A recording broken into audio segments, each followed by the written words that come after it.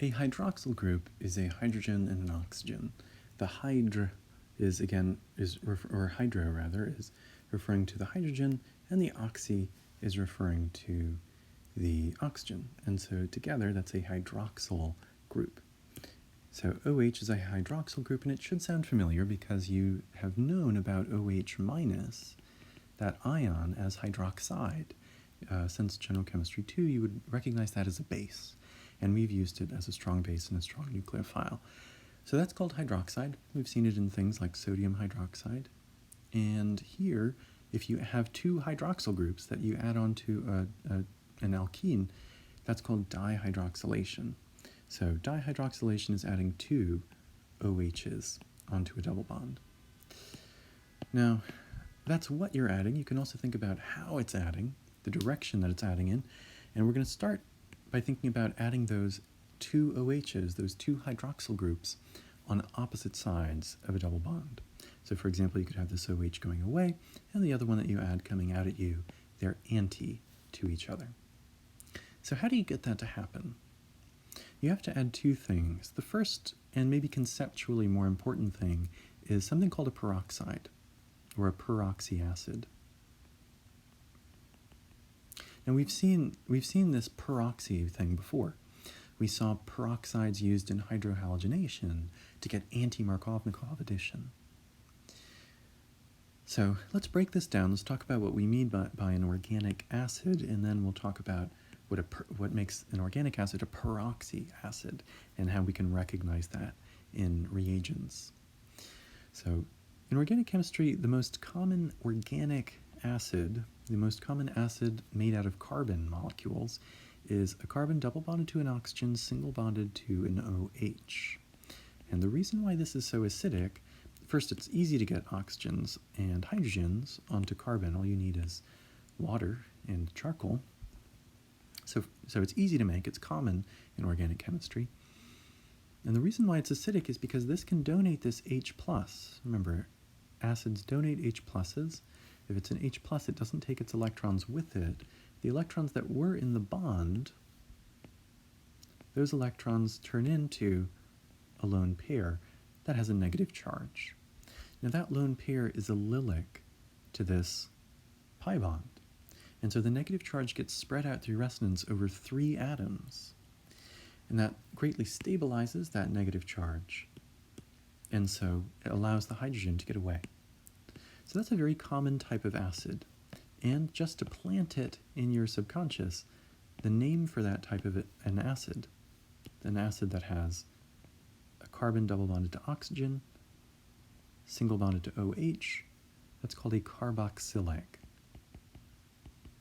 acid. We'll talk more about those again in the alkyne chapter. But that's a carboxylic acid. Okay. Now that's a normal carboxylic acid. That's a normal organic acid with a typical number of oxygens. We saw in the case of peroxides, what makes something peroxy is the fact that you would have a bond between two oxygens. That bond is very unstable, and you have a lot of oxygens there compared to what is stable. And that's where the peroxy is coming from. Per means a lot, or really. Peroxy means you have a lot of oxygens. And you know this prefix, for example, from the word perfect. The suffix in perfect means done. It comes from the Latin word facere, feci factum. This is the infinitive, facere, and it means done. And the per means a lot. So it's really, so something that's perfect is really done. You can't do anything more to it. It's done, it's perfect. Okay. So a peroxide is something that has two oxygens bonded to each other. You have a lot of oxygens there. A peroxy acid is a carboxylic acid, but with an extra oxygen added in to the OH, in between the O and the H. And so that's a peroxy acid. Okay. Now, they may draw this out for you, which would be nice, but they can also most often give this to you in an abbreviated form. Now first, notice to the left that carbon still has another bond. That could be bonded to literally any carbon chain. It could be a tert-butyl group, it could be an ethyl group, it could be a gigantic chain, it could be a molecule of cholesterol. It doesn't matter what the R group is there. It's this group of atoms that will determine the behavior of a peroxy acid. So they could abbreviate this as RCO3H, because you have 1, 2, 3 oxygens. So that's another way of recognizing a peroxy acid, looking for the CO3H there. Okay, well, how does this function? What does this do? How does this end up turning into an anti-dihydroxyl molecule? Okay, so we're going to see a sort of mechanism here that will come back a couple other times in this chapter, and it'll have its own sort of chapter in organic chemistry too. And those are reactions that sort of a whole bunch of things move at the same time.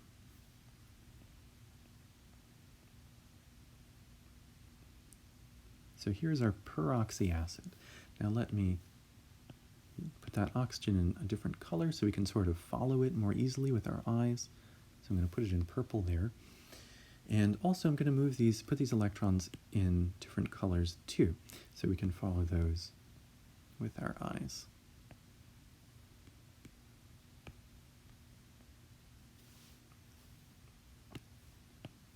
Okay, so we have that. Awesome. Okay, one last thing. Let me put this pi bond here. So we have the sigma bond. Let me put the pi bond in one other color. So let's say this.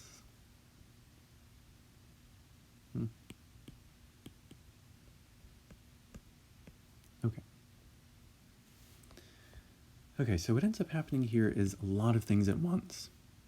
This bond is really energetic and unstable, and so it's going to crack. The most positive place nearby is this carbon over here. That carbon double bond is bonded to oxygen 3 times. So it's really losing electron density, is very slightly positive. And so these very unstable electrons burst over, run to the most positive thing nearby. Now that kicks this pi bond. Remember, pi bonds are weaker than sigma bonds. Sigma bonds, which are the first bonds you ever form, have uninterrupted overlap, which is strong. A pi bond, you get a pi bond when you have 2 parallel p orbitals, and pi bonds are every bond after the first bond. When you have 2 parallel p orbitals, the p orbitals do overlap, but the overlap is interrupted. There's that part in the middle where there is no overlap, and there therefore is no bond there. So because the overlap is interrupted, these pi bonds are weaker than the sigma bonds, which are stronger. And so this light blue pi bond there, those electrons, once it feels the push of these electrons, which are coming in no matter what, without even knocking, they're just bursting over toward this positive charge here because they're unstable where they are. When it feels those coming, it's repelled by them and moves on to this oxygen. Now, that oxygen is going to become very unstable when that happens. And so it reaches out, sort of like a domino effect, it reaches out for this slightly positive hydrogen here. So all that's happening at the same time, really propelled by the instability of that oxygen-to-oxygen bond. And notice how significant it is that carbon-to-carbon bonds are stable. In this case, this oxygen bond is so unstable, it's making this crazy thing happen. Look at how many carbon-to-carbon bonds there are. You could see why carbon is so special and why it's the basis of life. It forms stable bonds to itself that can form stable shapes, and the relationship between shapes encodes messages. Well, once that hydrogen leaves, once this hydrogen is getting picked off by this oxygen with a full negative charge now, these electrons need somewhere to go because they're not going to be stabilized by the hydrogen anymore. And so they push their way. Something happens all at the same time. These electrons need somewhere to go, and these electrons are leaving. So there is a push and a pull happening at the same time. Now, if this molecule gets close to a pi bond at the same time that this happens, then it sort of flows in a circle. This pi bond that needs somewhere to go attacks this carbon here. It pushes these electrons to form a new bond to the oxygen there. And so you end up with, when the dust settles, you end up with, let's do this one at a time, we're going to have a blue bond between the oxygen and the carbon. We're going to have a green bond between the oxygen and the other carbon. This orange bond will move over, create a pi bond there. The light blue pi bond will move to become a lone pair, and that lone pair will move to create a bond to this hydrogen.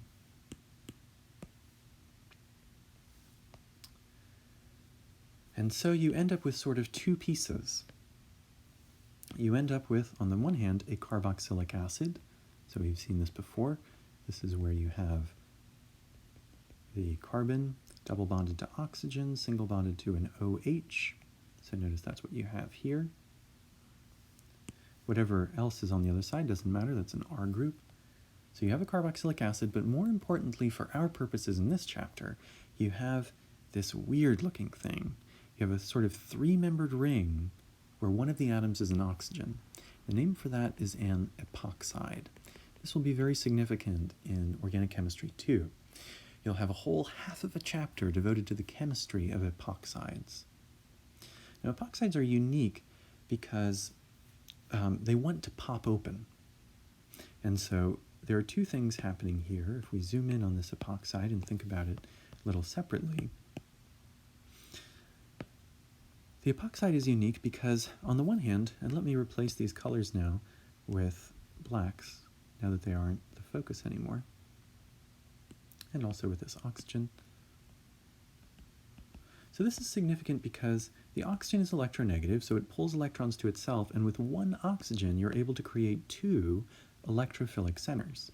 Not only that, but they're really good electrophilic centers because these atoms in that three-membered ring of the epoxide, those atoms are sp3 hybridized. They don't have any pi bonds. So they're sp3 hybridized, which means they want to have bond angles of 109.5 degrees. But the bond angles that are there are only 60 degrees, which is really unstable. You're forcing these electrons to be closer together than they want to be, than their most stable selves. And so they're pushing against each other. That creates something called ring strain, the strain that bonds feel because they're in a ring. They're being forced in a ring close to each other. And that means that it doesn't take much. It takes, but a little push to burst this ring open, and that makes this carbon a great electrophile. Okay. Well, if you look at the recipe, so that's what the effect of the peroxy acid is. The peroxy acid turns the alkene into an epoxide. The second step, though, is hydronium. Now, hydronium is H3O+. It is an acid.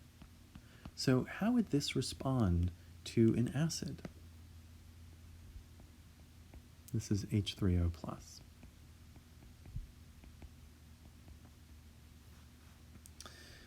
Well, the oxygen is the only slightly negative thing that can accept an H+, and you can see why it's useful to treat it with an H+ before we treat it with a nucleophile. Because even if a nucleophile came in and attacked one of these carbons and burst this open, that's not a very good leaving group. I mean, sure, you have the motivation from bursting the ring open, that helps to get it, but this is a bad leaving group. We've seen this as a bad leaving group before. Anytime you kick something off with a full negative charge, that's unstable. That's a very reactive molecule. Even if this isn't a hydrogen, if it's an R group, as we've seen in sodium methoxide or sodium ethoxide, this is a strong base, strong nucleophile. So it's very reactive, so it's not very stable, and so it's a bad leaving group. So we have a bad leaving group here. We have to make it a better leaving group. we've seen how to do this. In SN1 and E1 reactions, you can turn a bad leaving group into a good leaving group by doing a proton transfer.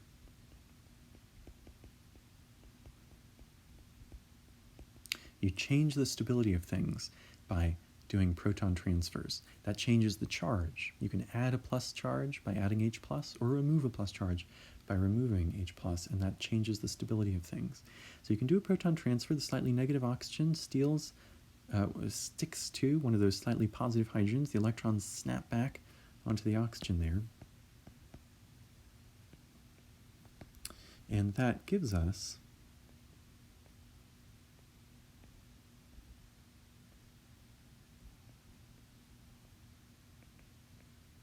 this sort of a molecule here. So you have this positive charge on the oxygen of the epoxide. Now notice what we have here. This should remind you a little bit, this feature here should remind you a little bit of the mercurinium ion and of the bromonium ion. The mercurinium ion that we learned about in oxymercuration demercuration, and the bromonium ion that we learned about in both bromination and halohydrin formation. Similar thing happens here as in both of those cases. But our nucleophile is now the remnant of that hydronium. After hydronium loses an H+, it's water, and that water can act as a nucleophile. Slightly negative. Oxygen is slightly negative, stealing electron density from the hydrogens, which are slightly positive, and so that can attack these electrophilic carbons in the epoxide. So this water can attack one of those carbons in the epoxide. The electrons in the epoxide snap onto the oxygen there. And what you'd have after that step is two OHs. Now there's this OH here, and there's the other OH, which still has two H's on it, the water that came in. Now notice, this is the step that explains the anti-addition. When you look back at the notes for this mechanism, the one note is that it is anti-addition. We're doing anti-dihydroxylation. We're adding two hydroxyl groups, two OHs, anti. Why are they anti? Because you have that intermediate just like with bromination and halohydrin formation. This intermediate makes the side that first oxygen attached to crowded, and so the other oxygen has to attack from the other side. So the two oxygens will attach on opposite sides. That's anti-addition. So for example, if these two bonds here were coming out at you, if that was their stereochemistry, then when this attached, the one that will still be coming out, but the other one would have to attack from the opposite direction, going away. So that's the source of the anti. The oxygen that's already there is bulky, so the nucleophile has to attack from the opposite side, just like when you have nucleophiles attacking the bromonium ion. And so you'll see that common trend between halogenation, halohydrin formation, and this anti-dihydroxylation. They're all anti for the same reason, because you form this ring intermediate that blocks one side, that makes one side of the double bond so crowded the nucleophile can only attack on the other side. Now this is a little unstable. You have a positive charge there, and you affect stability by doing a proton transfer. Now I should say, if we're going to classify this last one, this would be nucleophilic attack. We're going to change the stability of this, in this case increase the stability by doing a proton transfer, by moving an H+ from one molecule to the other. The slightly negative oxygen in water is going to steal one of those H's. The electrons that were keeping it on the molecule will go back on the oxygen to stabilize that positive charge. And you end up with two OHs, two hydroxyl groups, added anti to the molecule. Now here I'm just drawing one enantiomer. You'll notice that both of these are chiral centers. In the actual molecule, you would get a racemic mixture of the two in the actual reaction. So you'd get a racemic mixture of these two because there's no preference for the original oxygen that was added from the peroxy acid. There's no reason for it to attach to one side over the other. The double bond is flat, the carbons in it are trigonal planar, and so when the oxygen attaches to it, it could attach coming out at us like we have here, or just as well going away. And so you end up getting the product from both of those in a 50-50 racemic mixture.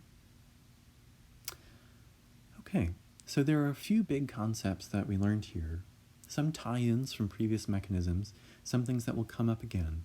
We learned what a peroxy acid is, and in the process we learned what a carboxylic acid was. That'll become, if you know what that is now, that'll help you starting immediately in the next chapter. And there's a whole chapter on carboxylic acids next semester. We learned how a peroxy acid can form an epoxide, and what an epoxide was. That'll help you out a lot if you know that. There's going to be a whole half chapter on epoxides and their reactivity next semester. And then we used the explanation of having that epoxide, we used that to explain how the nucleophile attacks from the opposite direction. And so that's how you get this anti-addition of these two hydroxyl groups. So if you've invested time in understanding this mechanism, hopefully it'll be much easier to remember, and it will help you with future mechanisms also that we learn about. There's only one last note that I want to mention here, because when we talked about how to recognize peroxy acids, there's one very common peroxy acid that will not look like this. Instead, it's given as an abbreviation. It's called MCPBA. Now, the name for this, the abbreviation for this, will become clear to you in organic chemistry too, why this is named the way it is. But the molecule that that's standing for is, first, this ring is called benzene. If you have a carboxylic acid on it, it's called benzoic acid. That's the BA there. If you put in an extra oxygen, so that it's peroxy, that's the P, so peroxybenzoic acid. If you have a chlorine on the molecule, then it's chloroperoxybenzoic acid, and if it's attached 1, 2, 3 atoms away, if the two branches on that ring are 3, on the benzene ring, are 3 atoms away, that's given an abbreviation called meta, and that's what this M is referring to. So this stands for meta-chloroperoxybenzoic acid. Now, you do not need to know that specific name or the specific structure this semester, but what you do want to recognize, what you definitely need to know, is that MCPBA is a peroxy acid. You can see it in the structure there, and it will undergo this same reaction. It'll create an epoxide that can then be burst open to create anti dihydroxylation, just like any other peroxide would.